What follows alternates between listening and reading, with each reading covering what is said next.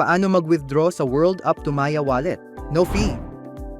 Mula sa home, itap ang wallet sa ibaba. Itap ang send. Pindutin ang World Coin. Sa search bar, itype ang Maya Plus. Siguraduhin na tama at may verified badge ang Maya Plus bago pindutin. Mag-enter ng amount ng gustong i-withdraw o pindutin ang maximum at itap ang continue. Maghintay saglit hanggang matapos ang processing.